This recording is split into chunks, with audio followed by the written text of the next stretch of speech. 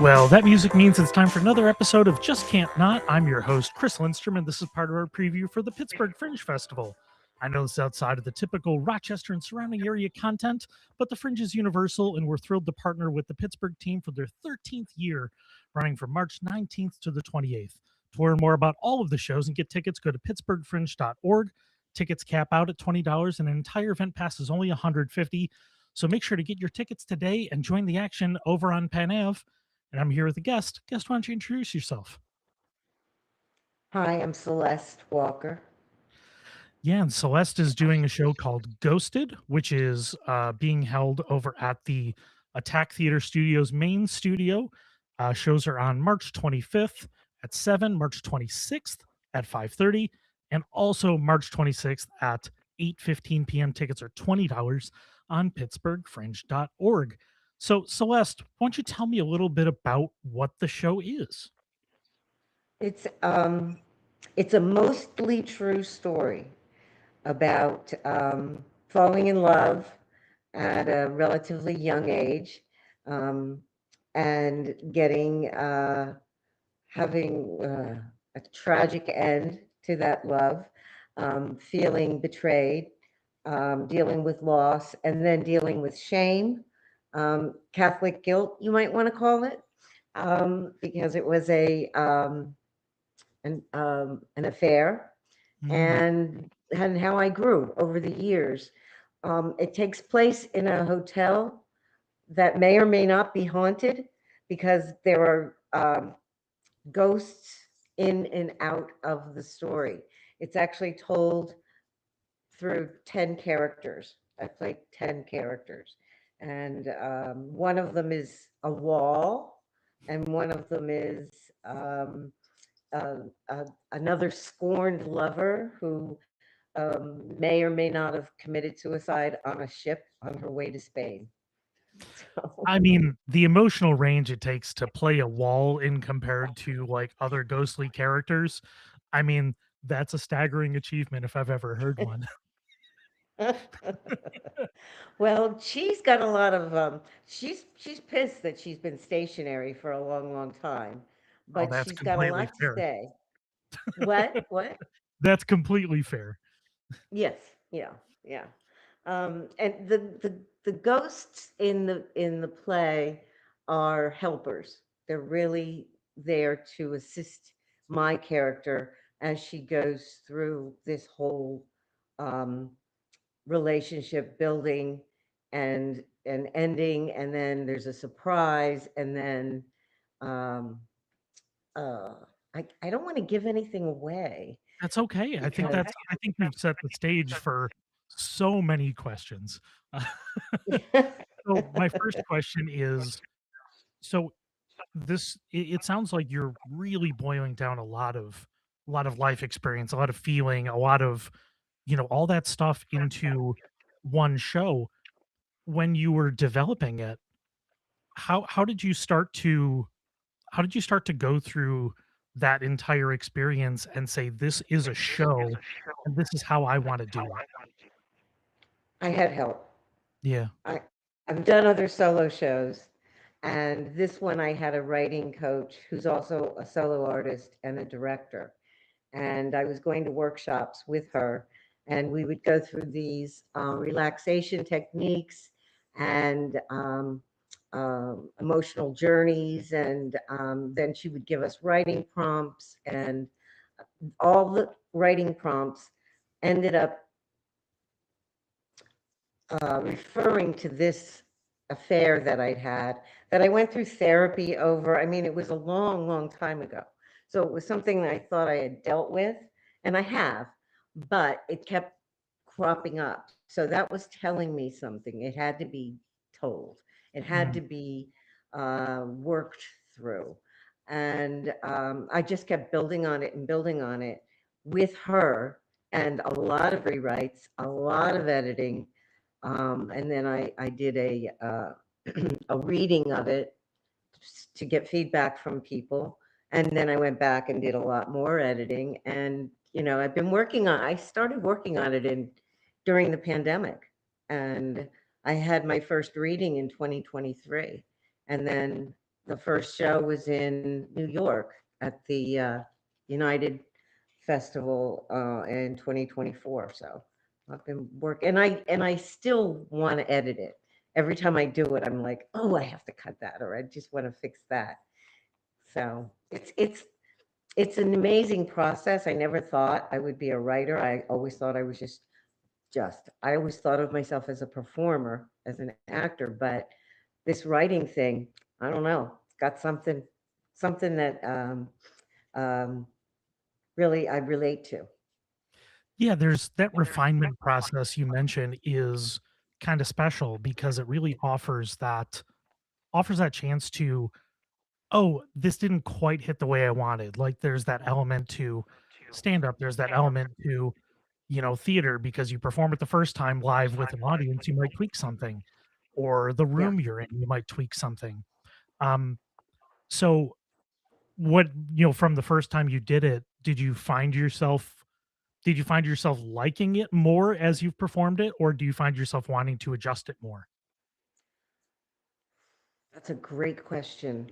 I love the piece. I've never really felt so committed to something that I've actually written and performed, but it just makes me want to do more, and it also makes me want to fine tune it. I have to do an abbreviated version at another festival in May and June, because it's 75 minutes long and it has to be 60 minutes. So I had to figure out a way to cut.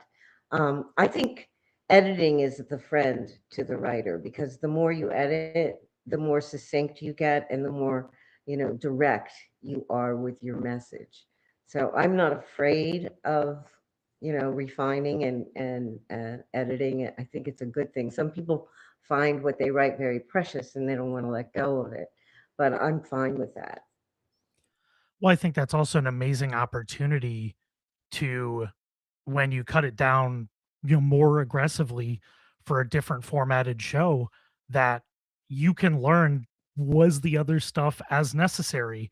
Do you want to refine anything there? Because that's like what an astonishing opportunity that is too. Yeah, yeah. That's what I like about the writing process. Um, and the longer you live with a character, you want to make sure that you really get to the point of what they are trying to say, how they're trying to. The characters are, like I said before, they're helping my character wade through this process of healing and redemption.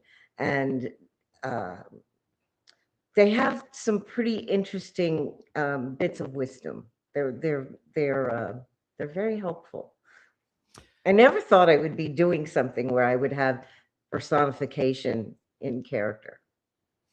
Yeah, it's kind of what I was wondering about next was when you're using ghosts as, a core part of a performance. Is that something that you've either, this is part of the way you see the world, or was this a useful character, tool to portray history and those things? How did you come across that as a function of the show?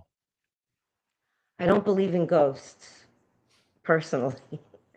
Neither does my character. But the ghosts became very useful as vehicles, and because they're ghosts, they have limitless possibilities of ways that they can function. Um, and it really allowed me to have conversations in the storytelling, because it is one story, but the conversations are necessary um, in order to um, complete the circle or cycle of the uh, the growth cycle for my character. Yeah, and it's the interesting part of doing some of these Fringe interviews is that I've had the opportunity to talk to people who were working through, this, visceral grief, working through different things through performance. And there's a question I ended up asking last year that I felt, was something I've started to use more often is, for this process and you're showing where you are now, was, have you reckoned with it or have you accepted it? Right? Because there's like that difference of, oh, I'm okay with it, but you haven't necessarily accepted it as this is a thing this is part of me. Is that like part of that journey of learning about this and rehashing it at a later stage in life? Do you find that you have now accepted, the whole experience? Another great question, because when I revisited this affair, this experience, it was painful. It was, at times I didn't want to go there, and at times it brought it right back into the now. It was almost like I was reliving it now. Um, so it was very and my training as an actor is, using past to help tell story, using everything that you have at your fingertips to tell a story. And so it does, uh, it's a hurdle sometimes, but it's also necessary, and it's what I do. It's just very personal and universal at the same time, because I don't know very many people who have not had a love affair or a relationship that ended, and we all learn from those things, hopefully. And so a lot of people have come up to me. I've had people say, "How did you know what's in my diary? How did you know what I lived through? This was so." And then other people have said, "Do you really believe in ghosts?" And there's a lot of ways that ghosted is presented in the story. It's not just the literal ghost; it's other ghosts. Um, but the process, it, I've come to terms with the story. I Years ago, I dealt with it. Like I said, I was in therapy, but it does, bring things up, and you remember things when you are meticulous about memory. The more you remember, the more you remember. The more you remember, the more detail you remember. So um, it was a very wonderful process, but at the same time, sometimes I just didn't want to be around it. And but once I'm on stage, it's like I can't wait to tell the story. I really have fun, and hopefully the audience. I mean, there are some really really funny parts, um, and not so funny parts in it. Well, that's dynamic range if I've ever heard it. Yeah, yeah. What I'm kind of intrigued about is you mentioned that, performing is more of your typical wheelhouse. When you were working on, performing 10 different characters for this, is that some that kind of challenge you like, is inhabiting characters, working on voices, working on your mannerisms to, show that each character is different while you are functionally on stage? You can't go off for lots of costume changes and lots of other things. So how do you work through that to develop how you inhabit those characters during a show?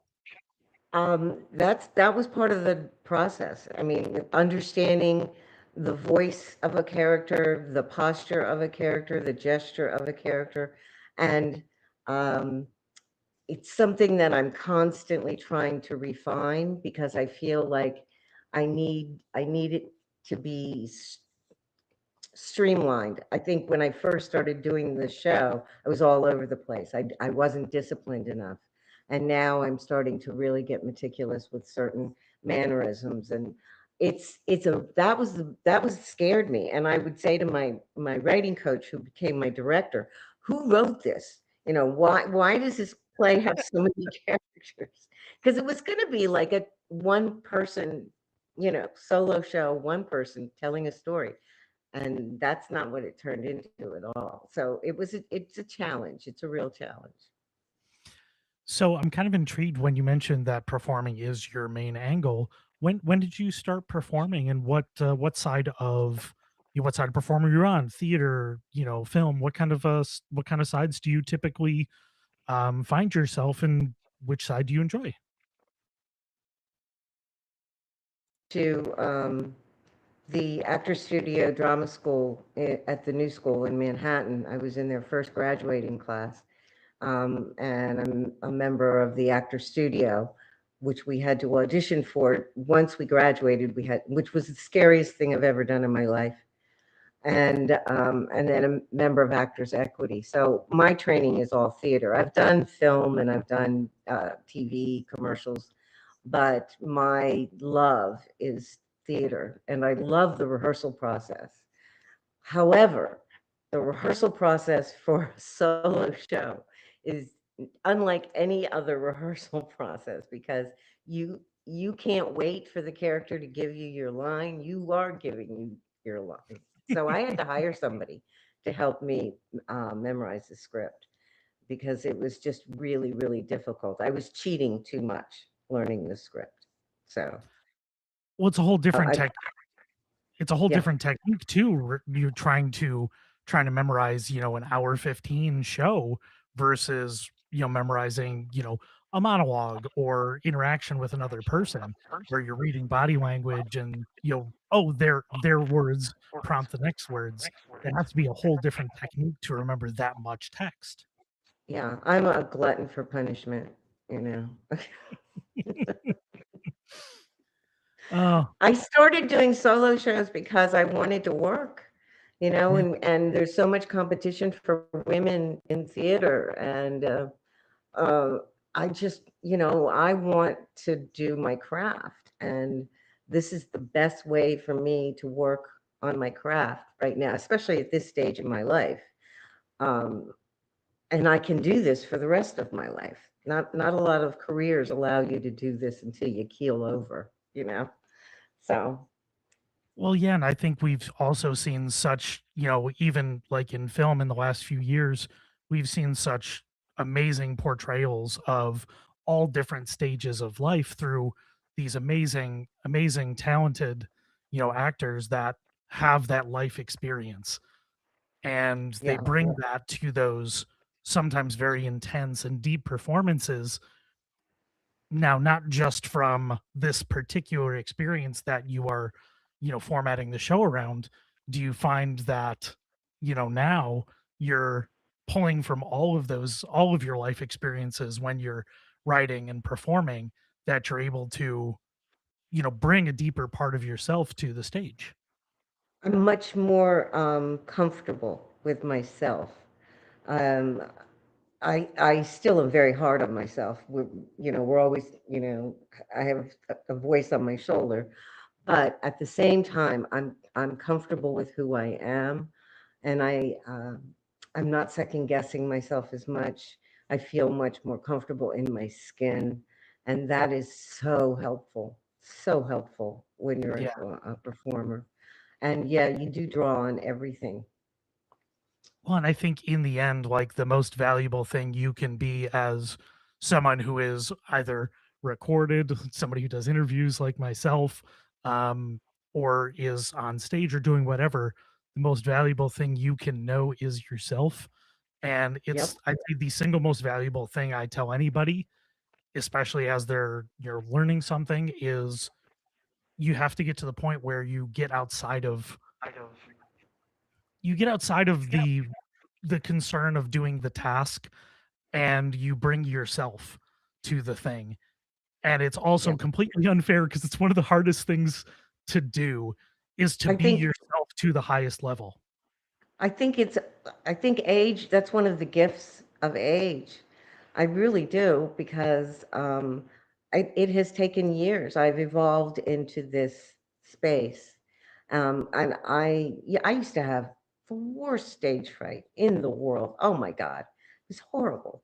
And I had a lot of self-doubt, a lot of like fear. I still did it. And once the lights came on, I was present, but it's just not the same. It's a much more um, in my own self. I bring my own self fully and authentically to the roles that I'm in, and I don't question and second guess myself like I used to. Well, Celeste, thank you so much for coming on Just Can't Not to talk about the show.